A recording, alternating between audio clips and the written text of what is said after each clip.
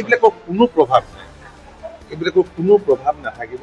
নিৰ্দিষ্ট এলেকাত এটা ভোট বেংক আছে, আপোনালোকে জানে, তাৰ পৰা বাহিৰত যাব নোৱাৰে। আৰু সেইসকলেও যে এইবাৰ ভোট দিব মই নাভাবোঁ, কাৰণ সেইসকলে সদায় তেওঁলোকে উপলব্ধি কৰিছে লাষ্ট কেইটামান বছৰত। আজি ধৰক আজমলকে তেওঁলোকে সমৰ্থন জনাই আছিল, কিন্তু তেওঁলোকে কি পালে? আজমলে কি প্ৰতিশ্ৰুতি দিছিল, দিলে কি?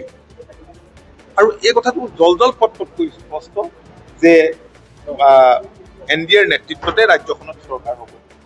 NDAৰ নেতৃত্বতে আজি দেশৰ বিভিন্ন ৰাজ্যত যিদৰে চৰকাৰ গঠন হৈছে, আজি বিহাৰেই তাৰ এটা উৎকৃষ্ট উদাহৰণ। ইয়াত এনেকুৱা ধৰণে হ'ব।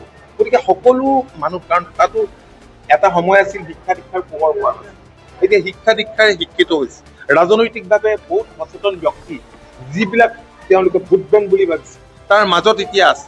গতিকে সেইসকলে নতুন চিন্তাৰে, নতুন দিনত মই ভাবোঁ যে আগবাঢ়ি যাব, সঠিক বাটেৰে আগবাঢ়ি যাব, যাতে তেওঁলোকে তেওঁলোকৰ সমাজখনৰ কাৰণে কিবা কাম কৰিব পাৰে, সমাজৰ পৰিৱৰ্তন ঘটাব পাৰে।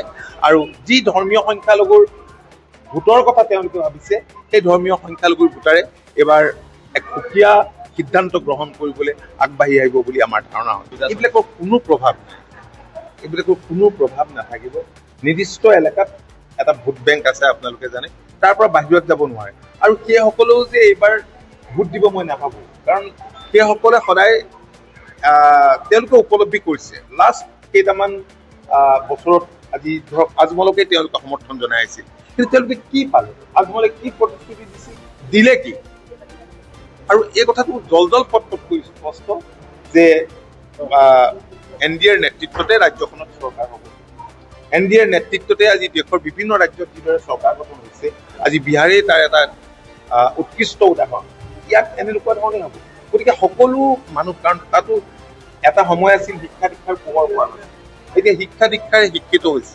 ৰাজনৈতিকভাৱে বহুত সচেতন ব্যক্তি, যিবিলাক তেওঁলোকে ভোট বেংক বুলি ভাবিছে, তাৰ মাজত এতিয়া আছে। গতিকে সেইসকলে নতুন চিন্তাৰে, নতুন দিনত মই ভাবোঁ যে আগবাঢ়ি যাব, সঠিক বাটেৰে আগবাঢ়ি যাব, যাতে তেওঁলোকে তেওঁলোকৰ সমাজখনৰ কাৰণে কিবা কাম কৰিব পাৰে, সমাজৰ পৰিৱৰ্তন ঘটাব পাৰে। আৰু যি ধৰ্মীয় সংখ্যালঘুৰ ভোটৰ কথা তেওঁলোকে ভাবিছে, সেই ধৰ্মীয় সংখ্যালঘুৰ ভোটাৰে এইবাৰ এক সুকীয়া সিদ্ধান্ত গ্ৰহণ কৰিবলৈ আগবাঢ়ি আহিব বুলি আমাৰ ধাৰণা হয়। এইবিলাকৰ কোনো প্ৰভাৱ নাই, এইবিলাকৰ কোনো প্ৰভাৱ নাথাকিব। নিৰ্দিষ্ট এলেকাত এটা ভোট বেংক আছে, আপোনালোকে জানে, তাৰ পৰা বাহিৰত যাব নোৱাৰে। আৰু সেইসকলেও যে এইবাৰ ভোট দিব মই নাভাবোঁ, কাৰণ সেইসকলে সদায় তেওঁলোকে উপলব্ধি কৰিছে লাষ্ট কেইটামান বছৰত। আজি ধৰক আজমলকে তেওঁলোকে সমৰ্থন জনাই আছিল, কিন্তু তেওঁলোকে কি পালে? আজমলে কি প্ৰতিশ্ৰুতি দিছিল, দিলে কি? আৰু এই কথাটো জল পটকৈ স্পষ্ট যে NDAৰ নেতৃত্বতে ৰাজ্যখনত চৰকাৰ হ'ব। NDAৰ নেতৃত্বতে আজি দেশৰ বিভিন্ন ৰাজ্যত যিদৰে চৰকাৰ গঠন হৈছে, আজি বিহাৰেই তাৰ এটা উৎকৃষ্ট উদাহৰণ। ইয়াত এনেকুৱা ধৰণে হ'ব। গতিকে সকলো মানুহ, কাৰণ তাতো এটা সময় আছিল শিক্ষা দীক্ষাৰ পোহৰ পোৱা নাছিল, এতিয়া শিক্ষা দীক্ষাৰে শিক্ষিত হৈছে।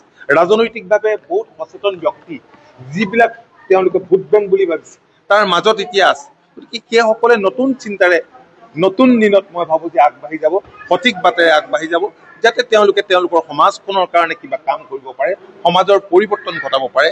আৰু যি ধৰ্মীয় সংখ্যালঘুৰ ভোটৰ কথা তেওঁলোকে ভাবিছে, সেই ধৰ্মীয়